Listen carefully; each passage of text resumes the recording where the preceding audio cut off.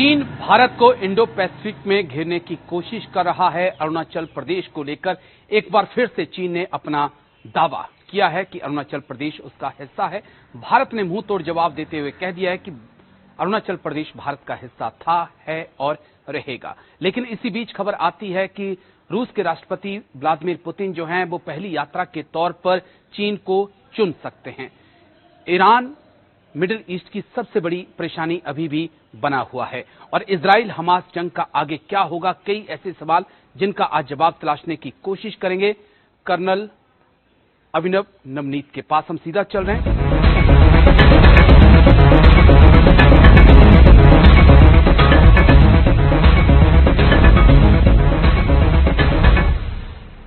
तो चीन ने अरुणाचल प्रदेश पर फिर से एक बार दावा किया है और कहा है कि अरुणाचल प्रदेश चीन का हिस्सा है। वहीं भारत ने साफ कर दिया है कि अरुणाचल प्रदेश भारत का था, है और रहेगा।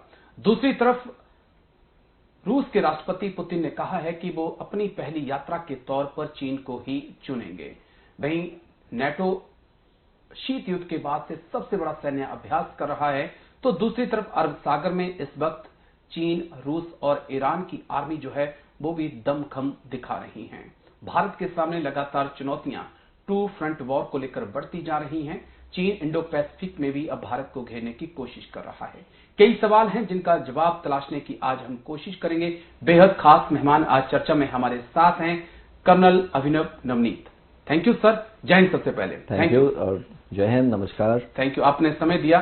सर, बहुत सारे मुद्दे हैं जिन पे मैं बातचीत करूंगा आपसे, लेकिन सबसे अहम पॉइंट जिसको मैं इस वक्त देख रहा हूं कि एक तरफ नेटो है, दूसरी तरफ हम रशिया को देखते हैं, चाइना को देखते हैं, ईरान को देखते हैं। कई बार ऐसा लगता है कि वर्ल्ड ऑर्डर चेंज हो रहा है, और अगर लगता है कि वर्ल्ड ऑर्डर चेंज हो रहा है तो इसमें हिंदुस्तान की क्या भूमिका होने वाली है?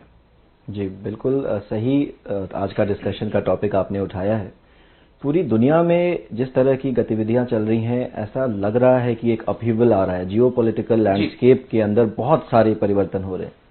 अगर मैं बात करूं कि इस चीज को हम कैसे समझें कि आज की दुनिया में क्या हो रहा है, उसका सेंस लेने के लिए हमें जरूरत है थोड़ा पास्ट में जाने की। अगर हम 21st सेंचुरी में क्या घटनाएं हो रही हैं उसको समझना है तो 20th सेंचुरी में जाना है। तो 2000 के बाद अभी 2024 है और हमारे प्राइम मिनिस्टर ने बोला था कि हमारा विजन 2047 का है। तो बेसिकली एक 50 साल का पीरियड होता है। अगर हम शुरू करें 2000 से 2050 और हम पीछे जाएं 1950 से 2000 के बीच में क्या हुआ और 1900 से 1950 के बीच में क्या हुआ। तो पिछली सेंचुरी में हमने वर्ल्ड वॉर्स देखे। पहले 50 सालों में वर्ल्ड वॉर 1, 2 और वर्ल्ड वॉर 2 के खत्म होने के बाद हमने देखा शीत युद्ध शुरू हुआ। बिल्कुल सर। और जो कि आने वाले अगले 50 सालों में 1991 के आसपास जाकर शीत युद्ध की समाप्ति हुई। तो शुरुआत हुई इस पूरे सेकेंड वर्ल्ड वॉर के बाद एक यूनिपोलर वर्ल्ड की, जो कि यूनाइटेड स्टेट्स के द्वारा लेड था और पूरी हेजेमनी थी यूनाइटेड स्टेट्स की।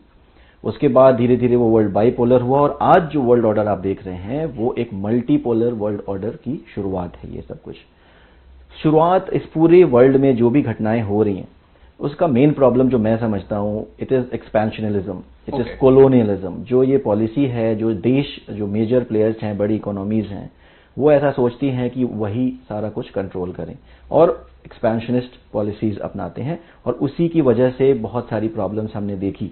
जब मैं बात कर रहा था 1950 से लेकर 2000 के बीच में क्या हुआ, हमने कोरियन वॉर्स देखे, हमने वियतनाम वॉर देखे, इराक का इन्वेजन देखा, ईरान इराक का वॉर देखा। तो ये सारी घटनाएं क्यों हो रही थी? क्योंकि इंटरफेरेंस हो रहा था मेजर शक्तियों के द्वारा छोटे देशों के इंटरनल मामलों में। ठीक है। तो इन सब की वजह से बहुत सारे अपहीवल्स हुए। आज क्या हो रहा है कि एक तरफ यूनाइटेड स्टेट्स है। चाइना ने जब 1978 के बाद अपने इकोनॉमी को खोला और एक मेजर इकोनॉमिक पावर अगले 20-30 सालों में बना, तो उस टाइम पर फिर जब उसका राइज हुआ तो उसने अमेरिका की शक्ति को चैलेंज किया। ठीक है। साथ साथ में हमने रूस में देखा, रशियन रेवोल्यूशन हुआ और पहले व्लादिमीर लेनिन थे, कम्युनिस्ट मॉडल था। उसके बाद से डिसइंटीग्रेशन हुआ और फाइनली अभी हम देख रहे हैं कि हमारे व्लादिमीर पुतिन साहब फिर से सिलेक्ट हुए हैं 2030 के लिए। तो अब रशिया भी एक उभर कर शक्ति आ गया है। और चौथी बात करें हम तो भारत, जो कि एक उभरती शक्ति है और एक सुपर पावर बनने की राह पे है, आज विश्व की 5वीं इकोनॉमी है। तो ये जो 4 बड़े देशों की मैंने बात की, ये पूरा एक ध्रुवीकरण हो रहा है इन 4 शक्तियों के आपस के इंटरैक्शन से। और आज के डेट में यूएस का पिवट एशिया बन चुका है। तो जब हम बात करेंगे कि यूरोप से जो हमारा मुद्दा है, जो हमारा फोकस है, वो शिफ्ट होकर अब एशिया पे आ गया है। तो अब चाइना, रशिया, यूएस, इन तीनों को एक कंट्रोल चाहिए इस एरिया में। लेकिन भारत का इस सारे मामले में क्या विजन है? भारत कभी भी एक्सपेंशनिस्ट नहीं रहा है। भारत का मानना है वसुधैव कुटुंबकम। G20 की मीट हुई थी, भारत का क्या संदेश था पूरे देश को? One world, one family, one future. तो भारत अगर वेस्ट की तरफ नहीं जाता है या अमेरिका की तरफ नहीं जाता है ओपनली, तो इसका यह मतलब नहीं वो उनके एंटी है जी। और अगर वो रूस और चाइना की तरफ खुल के सपोर्ट नहीं करता है, तो इसका यह भी मतलब नहीं है कि उनसे हमारी कोई रिलेशन में कमी है। ठीक है, हमारा रूस के साथ बहुत ही स्ट्रेटेजिक और गहरी मित्रता रही है, यूनाइटेड स्टेट्स के साथ हमारी अच्छी जान पहचान है, फ्रांस के साथ है। तो भारत इन सारे पूरे वर्ल्ड ऑर्डर में एक फलक्रम का काम करेगा, ऐसा मैं सोचता हूं। और ये जो पिवट शिफ्ट हो रहा है वेस्ट का, यूरोप का, एशिया की तरफ, उसमें भारत एक बहुत अहम भूमिका निभाएगा। अलग एंगल से चीजों को समझना चाहता था मैं, इस एंगल से चीजों को समझना चाहता था कि नेहरू गुट निरपेक्ष की नीति लेकर आए थे और इस कारण आज भारत तटस्थ रहता है, आज भी माना जाता है। लेकिन उसके बाद हमने उस गुट निरपेक्ष नीति के कारण हमने देखा कि हमने 1962 भी झेला, हमने 65 भी किया और हमने 1971 में भी जंग लड़ी। कोई हमारे साथ खड़ा नहीं था। आज चैलेंजेस और बढ़ रहे हैं, चीन लगातार अपने आप को मजबूत कर रहा है। कभी एक फ्रंट होता था, आज हम 2.5 फ्रंट की बात कर रहे हैं। क्या ये एक चैलेंज नहीं है? क्या ये वो वक्त नहीं आएगा जब आने वाले वक्त में आपको एक तरफ अपना झुकाव लेना पड़ेगा? जिस प्रकार से चीन और रूस क्लोज आ रहे हैं, जिस प्रकार से अमेरिका जो है लगातार एशिया के देशों को, उसमें चाहे फिलीपींस है, वियतनाम है, जापान है, उनको अपने साथ जोड़ रहा है। क्या फ्यूचर में ये पॉसिबल नहीं है? जी, तो अब हम चीन की बात करते हैं। एक टाइम ऐसा हुआ था कि सोवियत यूनियन था, फिर रूस था, वो एक कम्युनिस्ट, वर्ल्ड की फर्स्ट कम्युनिस्ट रेजिम थी जी। उसके बाद चीन में भी एक कम्युनिज्म का ऑर्डर आया। एक टाइम था जब चीन और रूस एक दूसरे से दूर हो चुके थे। बिल्कुल सर। 60 और 70 के दशक में वे लोग एक दूसरे से दूर जा रहे थे। और अगर आपको याद होगा 1971 में भी रूस का समर्थन प्राप्त था भारत को जी। आज हम देखते हैं कि जब पुतिन साहब दोबारा इलेक्ट होते हैं तो अपनी पहली विजिट चीन में क्यों प्लान करते हैं? ये वेस्ट ने कोई रूस को ऑप्शन ही नहीं दिया है। जिस तरह से रूस और यूक्रेन की लड़ाई में एक साइड ले ली गई, चाहे नेटो की हो चाहे यूरोप की हो, तो रूस के पास कोई ऑप्शन नहीं रहा और उनको लगा कि ये फिर से एक यूनिपोलर वर्ल्ड की तरफ अमेरिका और यूरोप मिलकर ले जाना चाहता है जी। तो शायद इसलिए रूस चीन के करीब जा रहा है। अब हम बात करते हैं चीन और भारत के बीच में जो हो रहा है। बिल्कुल सर, वो एक अहम पॉइंट है जी, वो एक अहम पॉइंट है। अब हम उसके ऊपर आते हैं। तो एक बॉर्डर डिस्प्यूट है चीन और, जो कि बहुत दिनों से चला आ रहा है। अब उसमें भारत को क्या करना चाहिए, भारत की तैयारी कैसे होनी चाहिए और क्या उसको हम खुलकर डिस्कस करना चाहिए? बिल्कुल करना चाहिए। चीन ने एक बहुत बड़ी गलती आज की डेट में की जब वो एक आर्थिक पावर बन गया। वो वेट कर रहा था, चीन वेट कर रहा था कि जब मेरे पास इतना बल आ जाएगा आर्थिक रूप से और जब मैं वर्ल्ड की फैक्ट्री बन जाऊंगा, हर जगहों पे, हर देश में आप देखते हैं कि चाइना के प्रोडक्ट्स जा रहे हैं। बिल्कुल सर। अब उसने सोचा कि अब ये वक्त है कि हम इंडिया को बुली कर सकते हैं, भारत को बुली कर सकते हैं। और आपने देखा 2020 में किस तरह से टेंशन एस्केलेट किए गए जबकि बातचीत चल रही थी। लेकिन उसने गलती अभी यहां पे क्या की है? उसने अपनी सेनाओं को बहुत जगह पे कमिट कर रखा है जी। ना सिर्फ हिमालयन बॉर्डर भारत के साथ उसने कमिट कर दिया, हम बात करते हैं नॉर्थ चाइना सी की, वहां पर वो उन्होंने जापान के साथ अपनी जंग छेड़ रखी है, अपने विवाद चला रखे हैं। हम साउथ चाइना सी की बात करें तो वहां पे फिलीपींस, मलेशिया, ब्रुनेई जैसे देश और ताइवान के साथ उनका विवाद अलग चल रहा है। अब हम बात करते हैं कि भारत के साथ आ जाएं वो। अब उन्होंने पॉलिसी बनाई कि मैं एक BRI चीन लेकर आया कि मैं बेल्ट रोड इनिशिएटिव करूंगा। अब चीन क्या कर रहा है कि सीख रहा है भारत से ही। कैसे, मैं बताता हूं। ये जो बेल्ट रोड है कि रोड के थ्रू चीन का जो अपना वेस्ट का हिस्सा है उसको हम रूस के होते हुए यूरोप से कनेक्ट करते हैं। और जो सी रूट है तो हम नीचे की तरफ साउथ चाइना सी से होकर पैसिफिक से कनेक्ट होकर इंडियन ओशन में आ जाए। अब ये चीज कहां से आई चीन को समझ? ये हमारे रामायण से सीखी उन्होंने। जब भगवान राम ने सेतु बनाया था वो क्या था? वो भी एक तरह का समुद्र को उन्होंने कनेक्शन किया श्रीलंका से। हमसे वो सीखता है। हमसे और कैसे सीखता है? हमारे मंडल थ्योरी एक बोलते हैं, मंडला थ्योरी ऑफ चाणक्य नीति। वहां पर चाणक्य ने सदियों पहले बोला हुआ है कि अगर जो आपका नेवर होता है वो आपका नेचुरल एनिमी होता है जी। और नेवर का जो नेवर होता है उसके साथ आपको दोस्ती करनी चाहिए, वो आपका फ्रेंडशिप होना चाहिए। तो चीन वही कर रहा है। भारत बीच में है, नेवर है, भारत को छोड़ के पाकिस्तान के साथ दोस्ती कर रहा है। सीपेक जो BRI का एक पार्ट है जी, जो चाइना पाक इकोनॉमिक कॉरिडोर है, वो कोई ऐसा चीन को ग्वादर पोर्ट से होकर अरेबियन सी में नहीं पहुंचना है। उनको करना है कोशिश की बॉर्डर के साथ साथ उनकी पूरी मूवमेंट होती रहे और एक स्ट्रेटेजिक अल्टरनेटिव उन्हें मिल सके, अल्टरनेटिव मिल जाए। जो उनकी फ्यूल की सप्लाई है आने वाले वक्त में उससे हम रोक ना पाए, तो ये एक अलग पॉइंट है। लेकिन जो चीज मैं समझना चाहता हूं, आपने बड़ी इंटरेस्टिंग बात कही कि जो पड़ोसी होता है उसके साथ मतभेद होते हैं, लेकिन एक पड़ोसी नहीं सर, यहाँ तो तमाम पड़ोसियों के साथ मतभेद हो रहे हैं हिंदुस्तान के, और चीन उन मतभेदों को पैदा कर रहा है। बांग्लादेश में इंडिया आउट अभियान चल रहा है, नेपाल के पीएम जो है प्रचंड वो चाइना की यात्रा कर चुके हैं, बांग्लादेश के अंदर अच्छा खासा इंटरफेस है, और तो कॉक्स बाजार में चीन का मिलिट्री बेस तक बना हुआ है, कोको आइलैंड के अंदर उसकी मौजूदगी है, म्यांमार में उसकी मौजूदगी है, मालदीव बहुत सुर्खियों में है, पाकिस्तान को तो उसने कहें तो अपनी गोद में ही बैठा दिया है। तो क्या ये चिंता का सबब नहीं है भारत के लिए, भारत की विदेश नीति के लिए? आप अमेरिका से बहुत अच्छे रिश्ते बना रहे हैं, रूस से बहुत अच्छे रिश्ते बना रहे हैं, तालमेल अच्छा कर रहे हैं, लेकिन आप पड़ोसियों को नहीं संभाल पा रहे हैं। जी जी, देखिए चीन क्या कर रहा है, वो एक वर्ड है, कॉइन इंग्लिश का शब्द है, डेट ट्रैप डिप्लोमेसी। वो ये कर रहा है, वो जाता है प्रोजेक्ट्स बनाता है पाकिस्तान में, सीपेक का बहाना लेके पाकिस्तान को लोन दे देता है। बिल्कुल सर। वो जाता है मालदीव्स में, वहां पे उनको बोलता है कि हम आपको आर्थिक तरह से सपोर्ट करेंगे। श्रीलंका में वो जाके अपना बेस बनाना चाहता है। उसी तरह उन्होंने नेपाल को एक तरह से बुली करने की कोशिश की। जब देश उनके ऊपर आधारित हो जाएंगे तो फिर वो उनकी बात सुनेंगे, ऐसा वो समझता है। लेकिन मैं आपको बताऊं कि अगर ऐसे कभी युद्ध के माहौल आएंगे, और जैसे अभी पुतिन साहब चाइना जा रहे हैं, इसलिए नहीं जा रहे कि हम युद्ध के लेवल पे कोऑर्डिनेट करने जा रहे हैं, वो एक ट्रेड रिलेटेड विजिट हो सकती है, क्योंकि पिछले दिसंबर में ऐसा बयान आया था, जो बातचीत चली थी कि इनका ट्रेड बहुत बढ़ रहा है। दूसरा हो सकता है कि कुछ स्ट्रेटेजिक तरीके से कुछ और अपने, जैसे हम बीआरआई की बात करें तो शायद वो इसलिए बात करने जा रहे होंगे कि आप बीआरआई को जब रशिया से लेके जाओगे तो यूरोप से कैसे कनेक्ट करेगा, क्योंकि पुतिन साहब को नेटो से भी डर है, और नेटो का जो ईस्टवर्ड एक्सपेंशन है टुवर्ड्स एशिया, शायद उसको काउंटर करने के लिए वो जा रहे हैं। तो जब पुतिन जा रहे हैं चीन, तो वो भारत को सोच के और भारत के लिए काउंटर करने के लिए नहीं जा रहे हैं। तो अगर युद्ध की स्थिति आती है तो रूस कभी भी चीन का सपोर्ट नहीं करेगा, वो अलग बैठा रहेगा। चीन को मैं 2-3 एग्जांपल आपको देना चाहूंगा बीच ही में। हाल ही में बांग्लादेश के अंदर चीन की 2 सबमरीन मौजूद हैं जो उसने बांग्लादेश को दी हैं। उन सबमरीन की मेंटेनेंस के लिए चीन की सबमरीन ही आएंगी। मालदीव को चीन के साथ फ्री डिफेंस डील हो चुकी है, और चीन के कहने से टर्की ने उसको TB2 ड्रोन दे दिए हैं। ये भी तो हमारा सर्विलांस करने के लिए है ना सर?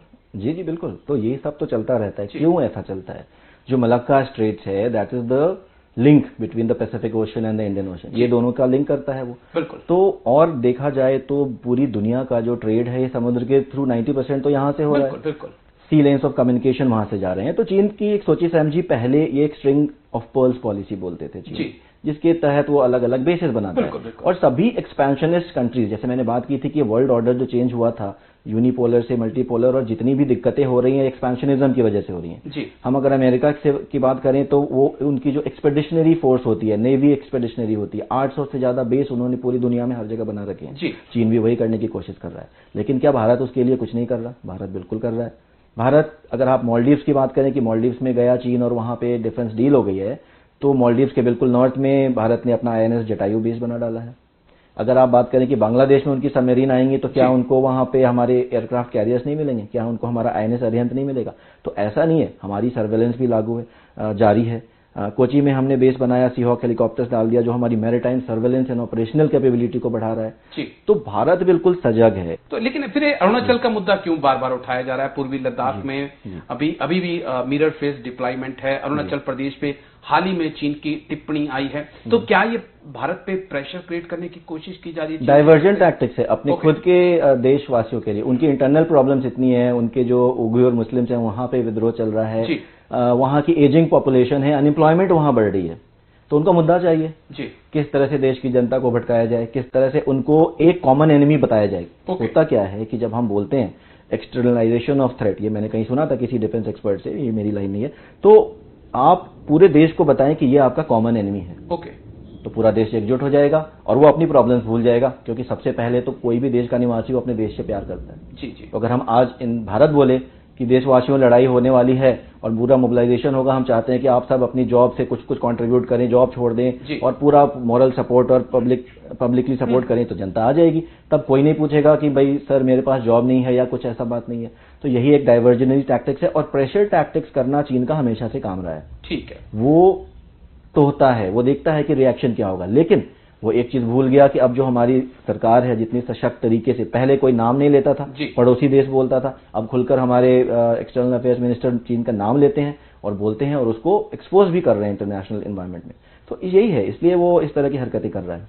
ठीक है, क्योंकि चीन पे ही हम बातचीत कर रहे हैं, गलवान का भी विवाद है, इंडो पैसिफिक को लेकर भी तनाव बना हुआ है, लेकिन बात यहाँ पे सिर्फ अकेली चीन की नहीं है सर, बात यहाँ पर पाकिस्तान की भी है।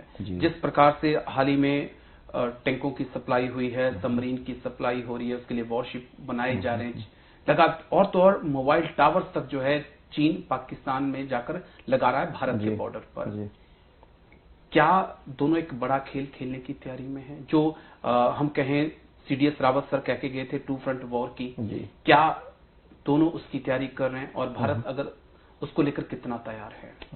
दो तीन क्वेश्चन। टू फ्रंट वॉर, मुझे तो लगता नहीं है कि दूसरा फ्रंट है। ओके, आपको लगता है कि पाकिस्तान एक पोटेंट फ्रंट देने की उसमें है, काबिलियत में है? नहीं है।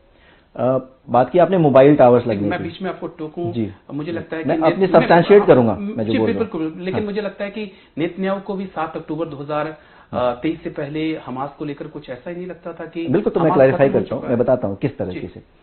तो मोबाइल टावर्स की पहले, अगर कोई मोबाइल टावर्स लगा रहा है, हमने रूस और यूक्रेन की लड़ाई में देखा कि ये ड्रोन जो सर्वेलेंस करते हैं और mobile signals, the moment you emit any signal, आपके जो इमिशंस होते हैं, चाहे वो मोबाइल से निकले चाहे आपके इक्विपमेंट से निकले, वो आप टारगेट बन जाते हैं और ड्रोन आप पे अटैक करते हैं और आपको डेसिमेट कर देंगे। तो मोबाइल टावर लगाना तो बेवकूफ़ी है, उससे हमें कोई फर्क नहीं पड़ेगा। पाकिस्तान इस वक्त आपने देखा कि एक डेमोक्रेसी की हत्या हुई, puppet government, puppet prime minister को वहां लगाया गया, सेना पूरा कंट्रोल करती है। ठीक है। पाकिस्तान की सेना के बारे में मैं आपको बताऊं कि मुझे तो लगता है कि उनकी जो एकेडमीज हैं वहां पे उन्होंने मिलिट्री सिलेबस निकालकर पॉलिटिक्स का सिलेबस लिया। आधे सोल्जर्स, आधे जनरल्स तो उनके सोल्जर्स रहे ही नहीं है, पॉलिटिशियन बन गए। तो लड़ाई जो उनकी लड़ने की जो क्षमता है, और उससे क्या फर्क पड़ा है, उनके मोराल पे फर्क पड़ा है। जो down the line middle level junior level officers से जवान है, उनके मोराल पे असर पड़ा है।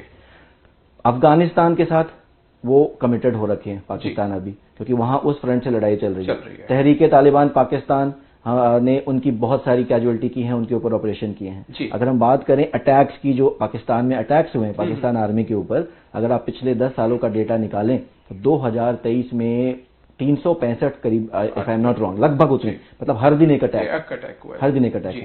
आज 2024 की हम बात करें, एक करीब 130-35 अटैक अभी मार्च तक हो चुके हैं। यानी कि वो इतना बुरी तरह से क्षतिग्रस्त है, उसको बलोचिस्तान से प्रॉब्लम है, वहां से अटैक आ रहे हैं, तालिबान से प्रॉब्लम है, अफगानिस्तान से तो है ही। तो उनकी मेजर रिसोर्सेज ऑलरेडी उस तरफ से कमिटेड होकर क्षतिग्रस्त हो रहे हैं। तो वो बिल्कुल क्रेडिबल एक पोटेंट एडवर्सरी बन के भारत के सामने खड़ा होने की तो क्षमता में है ही नहीं। तो वो पाकिस्तान की बात हो गई, तो आप उस चीज को भूल जाएं। और मैं बोलना चाहता हूं कि ऐसा, इसका ये मतलब नहीं हुआ कि वेस्टर्न फ्रंट जो भारत है इग्नोर करके रखेगा। हमारी सारी सेनाएं उसी तरह से, उसी सजगता से वहां पर है। लेकिन अभी जो हमारा एडवर्सरी जो बोलते थे हम पाकिस्तान को, मुझे लगता है कि उसकी जो कैपेबिलिटी है वो काफी कम हो गई है। ठीक है, लेकिन मिडिल ईस्ट में अगर आप ईरान का क्या रोल देख रहे हैं, क्योंकि दो फ्रंट की तो हमने पाकिस्तान की बात कर ली कि एक तरफ हिंदुस्तान है, दूसरी तरफ अफगानिस्तान है, लेकिन हाल ही में हमने देखा कि ईरान ने भी एयर स्ट्राइक पाकिस्तान में की। पाकिस्तान बोलता है कि मैंने भी ईरान के अंदर घुसकर एयर स्ट्राइक की। तो ईरान का क्या रोल आप पाकिस्तान में और मिडिल ईस्ट में इस वक्त देख रहे हैं? जी, देखिए, ईरान भी एक बहुत ही ट्रबल्ड हिस्ट्री से गुजरा हुआ है। मैंने ईरान के बारे में भी पढ़ा, जो पहले वहाँ डायनेस्टीज थी, उसके बाद वहाँ इस्लामिक रेवोल्यूशन हुआ, आयतुल्लाह खुमैनी आए और वो एक इस्लामिक स्टेट बन गया, और जो कि इस्लामिक लॉ के हिसाब से चलेगा। उसके पहले ईरान में काफी इंटरफेरेंस रहा था, यूएस का इंटरफेरेंस रहा था, इवन उस टाइम के सोवियत यूनियन का इंटरफेरेंस रहा था। और क्यों? क्योंकि उनकी ऑयल को कंट्रोल करने की कोशिश की गई थी। ठीक है। तो जब इन सारे अपहीवल से कोई देश गुजरता है तो उसके अंदर एक अपनी भी राष्ट्रीयता बोल लें या जिस तरह का गर्व बोल लें तो होता है, और वो रिएक्ट करता है। फिर इराक ने न्यूक्लियर प्रोग्राम के ऊपर अपना काम शुरू कर दिया। अब आज की डेट में हम देख रहे हैं कि चीन और ईरान और रूस ये सब एकजुट हो रहे हैं। ये सब वेस्ट के इंटरवेंशन से हो रहा है, ये सब यूरोप के इंटरवेंशन से हुआ है, अमेरिका की कुछ पॉलिसीज की वजह से हुआ है, और भारत इन सब चीजों को अच्छी तरह से समझता है। तो भारत जो है, भारत का एक जो व्यू है, इन सारी जो हम ट्रायंगल बोलने जो अभी बन रहा है, रूस और चाइना और पाकिस्तान, ईरान का, इसके ऊपर भारत का एक बहुत ही बैलेंस्ड और न्यूएंस्ड व्यू है। भारत किसी के अगर ओवर्टली किसी कॉन्फ्लिक्ट में नहीं जाता है, इसका ये मतलब नहीं कि वो उस देश को जो उस कॉन्फ्लिक्ट में सपोर्ट नहीं करता है। तो कभी ना कभी ईरान भी इस चीज को समझेगा कि किसी भी लड़ाई में अगर आप अपने 2 फ्रंट या 3 फ्रंट पे कमिट कर जा रहे हो, आप इस तरफ भी यूरोप और वेस्ट से आपकी अलग वो चल रही है, और आप नॉर्थ कोरिया की लाइन पे जा रहे हो, आप एक न्यूक्लियर प्रोग्राम जा रहे हो, एक रोग स्टेट नहीं आपको कोई बोले तो आपको वो भी देखना है। तो पाकिस्तान के साथ उनका जो कॉन्फ्लिक्ट है वो बिल्कुल जायज है, और वो ये दिखाता है कि कहीं ना कहीं बाद में ईरान भारत के साथ अलाइन होगा। बिल्कुल, लेकिन क्या ईरान को आप ये नहीं देखते हैं कि वो जिस प्रकार से हुती, हिजबुल्लाह, हमास को समर्थन दे रहा है कि मिडिल ईस्ट की सबसे बड़ी परेशानी इस वक्त ईरान है? देखिए, अब यहाँ पर इतने फॉल्ट लाइन्स हैं मिडिल ईस्ट के अंदर। अब उसने हिजबुल्लाह को सपोर्ट क्यों किया? क्योंकि वो शिया कम्युनिटी यहाँ की ईरान की और वहाँ के शिया ग्रुप हैं, तो उनको सपोर्ट कर दिया। उस सपोर्ट का दूसरा एंगल है कि वो इजराइल के खिलाफ लड़ रहे हैं जी, चाहे वो हिजबुल्लाह हो या हमास, वो इजराइल से लड़ रहे हैं। अब इजराइल को सपोर्ट यूएस का प्राप्त है। तो फिर हम हिस्ट्री में वापस जाएं, एक टाइम पे ऐसा था कि जब यूएस ने इतने सारे ईरान को कंट्रोल करने की कोशिश की थी और ये चाहते थे कि वो ऑयल उसके सारे कब्जा कर लें, तो शायद इसलिए है। बट ये सारे जो है ना बहुत ही शिफ्टिंग और डायनेमिक रिलेशंस होते हैं इन जियोपॉलिटिक्स। ठीक है, ये कभी भी शिफ्ट हो सकता है। ठीक है, लेकिन जिस प्रकार से हम ईरान की बात कर रहे हैं, तो हम हमास को भी देख रहे हैं कि उसने 7 अक्टूबर को क्या कुछ किया, हम हिजबुल्लाह को भी देख रहे हैं, हम हुती को भी देख रहे हैं। एक बड़ा इंटरेस्टिंग क्वेश्चन आजकल उभर के सामने आ रहा है, जिस प्रकार से रूस में वैगनर आर्मी का यूज देख रहे हैं, और खबर आई कि चीन भी अपनी एक प्राइवेट आर्मी जो है बना रहा है। क्या दुनिया की जो बड़े देश हैं वो एक ऐसे कंसेप्ट पे भी काम कर रहे हैं कि एक ऐसी आर्मी हो, ऐसी फौज उनके पास जिसके पास ट्रेनिंग आर्मी की हो, लेकिन सोच वो जिहाद वाली रखें? फॉर एग्जाम्पल मैं वैगनर का आपको दे रहा हूँ, हमास का, हुती का, हिजबुल्लाह का दे रहा हूँ। क्या एक नया कंसेप्ट है? नहीं, ये चला आ रहा है, काफी समय से चला आ रहा है। मर्सनरीज का सिस्टम पहले से भी है, जो कि हमने सीरिया में जब सिविल वॉर सीरिया में जब सिविल वॉर शुरू हुआ तब हमने देखा वहां पे बाहर के देशों से कितने लड़ाके आके लड़े। बट मैं ये बोलना चाहूंगा कि कोई भी देश अगर इसी मॉडल को अपनाना चाहता है तो ये बिल्कुल सक्सेसफुल नहीं होगा, क्योंकि ये जो लोग आते हैं, अब हम बात करें एक रेगुलर आर्मी की, जो कि एक वॉलंटियर आर्मी होती है, वो अपनी श्रद्धा से, अपनी देशभक्ति के जज्बे से आती है, उसकी ट्रेनिंग बिल्कुल परिपक्व तरीके से की जाती है, और फिर वो लॉन्ग टर्म के लिए वहां पर सर्व होता है। तो ये जो आर्मीज आते हैं, इनका मेन मुद्दा है कि पैसा, और पैसे के लिए जो लोग लड़ रहे हैं, जिनके पास कोई ऑब्जेक्टिव नहीं है, जिनके पास कोई लड़ने के लिए कोई रीजन नहीं है, तो वो ज्यादा दिन तक चलने वाला नहीं है। लेकिन फिर भी हमास की जब मैं बात करूं, वो इस मर्सनरी आर्मी से थोड़ा ज्यादा ऑर्गेनाइज्ड है। अगर हम हमास और हिजबुल्लाह की बात करें तो इनके हेडक्वार्टर्स हैं, इनके अलग अलग फॉर्मेशंस हैं, अकिन टू जो आर्मी की ब्रिगेड और डिवीजन होती है, तो उस तरह से इन्होंने ओवर द इयर्स अपने आप को ऑर्गेनाइज कर। मैं अगर अपने प्रश्न को और क्लियर करना चाहूं तो मैं इसको ऐसे कह सकता हूं कि क्या जो तमाम देश हैं वो एक ऐसी फौज तैयार करना चाहते हैं जो गुरिल्ला वॉरफेयर में महारत हासिल करती हो? क्योंकि आज हम देख रहे हैं कि आर्मी टू आर्मी जंग नहीं हो रही है।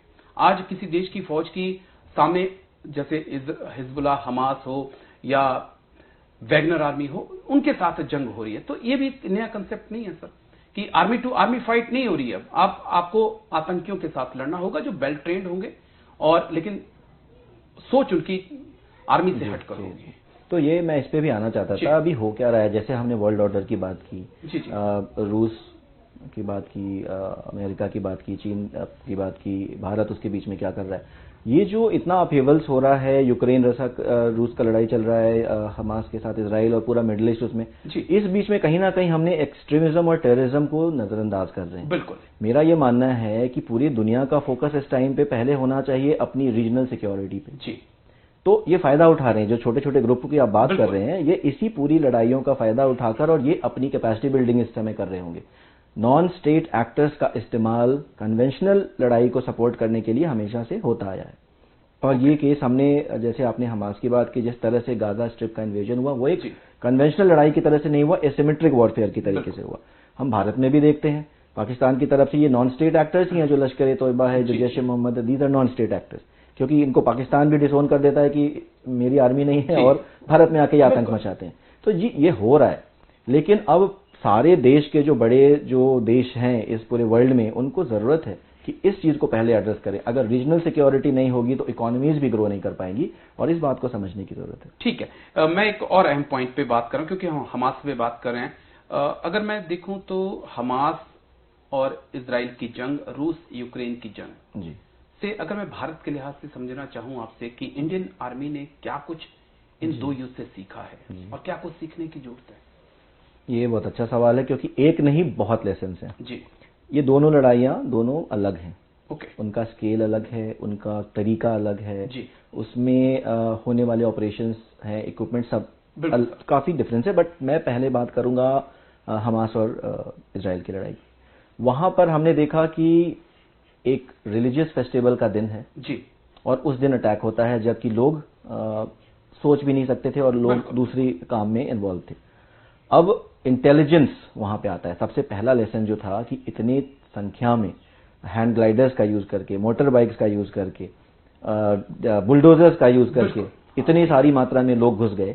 और इसराइल की इंटेलिजेंस तो पूरी दुनिया में विख्यात है, मोसाद का नाम कौन नहीं जानता है। तो ये इंटेलिजेंस फेलियर सबसे पहला था। इंटेलिजेंस फेलियर पहला लेसन है कि इंटेलिजेंस एजेंसी बना देने से कुछ नहीं होता। इंटेलिजेंस एक साइकिल होता है। इंटेलिजेंस जब कलेक्शन होता है, इंटेलिजेंस एजेंसी ने आपको दे दिया वो खबर, अब आपको उसका इंटरप्रिटेशन, उसका सिंथेसिस करना है और फिर डिसेमिनेट अगर नहीं हुआ तो इंटेलिजेंस मिला कोई फायदा नहीं हुआ। तो हमारा पहला तो ये रहा कि इंटेलिजेंस फेलियर हुआ। उस लड़ाई से ये हमको सीखने को मिला। और भारत भी हमारा 2008 में जब अटैक हुआ था तो बात हुई थी कि क्या वो इंटेलिजेंस फेलियर था, और ऑफ कोर्स कहीं ना कहीं था। तो भारत ने ये तो जरूर सीख ली है कि intelligence not only gathering but dissemination, interpretation और सही ढंग से ट्रूप्स तक पहुंचाना, कमांडर्स तक पहुंचाना, ताकि वो डिसीजन सही समय पर ले सके। तो वो पहला लेसन है। दूसरा लेसन ये है कि आज भी एसिमेट्रिक वॉरफेयर की बहुत बड़ी महत्व है। अगर आपका जो एडवर्सरी है, जो आपको क्लियर टारगेट नहीं दे रहा है और वो आम पॉपुलेशन के बीच में छुप के अगर लड़ाई करता है तो वो लड़ाई बहुत मुश्किल हो जाती है। और आप कितनी भी बड़ी पावरफुल आर्मी हो, आपके पास कितने भी टैंक्स और आर्टिलरी हो, आप सिविलियंस की कैजुअलिटी कर नहीं सकते। पूरे वर्ल्ड की सहानुभूति उनकी तरफ चली जाएगी अगर आपने कैजुअलिटी की तो ये एक बहुत बड़ा चैलेंज था उस लड़ाई में। तो ये ब्रॉडली दो चीजें हैं। और प्रोटेक्टेड वॉर होगा। मुझे आज की डेट में ऐसा लग नहीं रहा है कि इजराइल हमास को पूरी तरह से इरेडिकेट कर पाएगा, क्योंकि जैसे मैंने बोला हमास ऑर्गेनाइज्ड है एक आइडियोलॉजी के अराउंड। वो किसी, जैसे मैंने मर्सनरी की बात की, वो पैसे के लिए नहीं है। अब हम आते हैं रूस और यूक्रेन। रूस यूक्रेन में सीखने की बात देखी, हमने देखा कि बड़े बड़े कॉलम्स जा रहे हैं टैंकों के और उनको म्यूनिशन, लॉइटरिंग म्यूनिशन से डिस्ट्रॉय कौन कर रहा है? ड्रोन।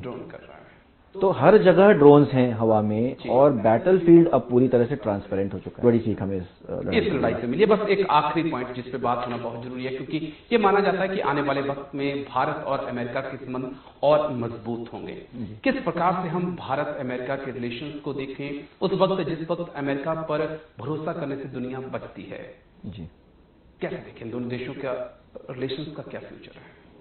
देखिए, भारत और अमेरिका के बीच में काफी स्ट्रेटेजिक डायलॉग हुए हैं पिछले कुछ सालों में, और ये भारत का एक बहुत ही यूनिक स्टैंस में बोलूंगा है। अमेरिका कभी भी ये नहीं सोचता भारत को लेके कि भारत रूस से इंटरेक्ट कर रहा है तो हमारा जो है रिलेशन कमजोर पड़ना चाहिए। और अमेरिका को ये भी पता है कि चीन भारत के बॉर्डर पे है और एशिया में भारत पे भी अपना प्रभुत्व जमाना चाहता है, पूरे इंडियन सब कॉन्टिनेंट में और बिल्कुल एशिया में भी करना चाहता है। तो ये हमेशा से अमेरिका के इंटरेस्ट में रहेगा। क्योंकि मैंने बोला कि भारत, यूएस और चीन दो तरफ है, अमेरिका और चीन, ये दोनों एक अभी मल्टीपोलर वर्ल्ड को बाइपोलर करने की कोशिश कर रहे हैं। रूस उसके बीच में आ रहा है। तो ये तो यूएस के इंटरेस्ट में है कि भारत को वो पावरफुल बनाए, शक्तिशाली बनाए, ताकि चाइना का काउंटर हो सके। तो मैं मान के चलता हूं कि जब तक चीन शक्तिशाली है और आगे की तरफ बढ़ रहा है, यूएस, अमेरिका और भारत के रिश्ते बढ़ते रहेंगे। बड़ा इंटरेस्टिंग सवाल मैं आपसे पूछने जा रहा हूं कि क्या कहीं ऐसा तो नहीं है जिस प्रकार से रूस के खिलाफ यूक्रेन को खड़ा किया, चीन के खिलाफ भारत को खड़ा किया जा रहा है, ऐसा खेल तो नहीं कहीं अमेरिका खेल रहा है? नहीं, अमेरिका ये खेल किसी छोटे देश के साथ खेल सकता है।